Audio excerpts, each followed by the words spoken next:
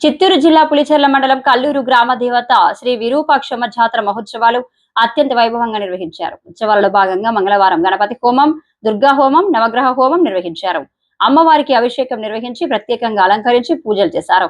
మహిళలు అమ్మవారికి పొంగల్ నైవేద్యం సమర్పించి మొక్కులు చెల్లించుకున్నారు. సాయంకాలం అమ్మవారు ఆది పరాశక్తి అలంకరణలో భక్తులకు దర్శనమిచ్చారు. అనంతరం అమ్మవారి తేరును పురవీధుల్లో ఊరేగించారు. అభిషేక ఉభయదారులుగా ఎన్ఎస్ కృష్ణయ్య శెట్టి, కృష్ణమ్మ దంపతులు, మంజులమ్మ, కుమార పిలై వ్యవహరించారు.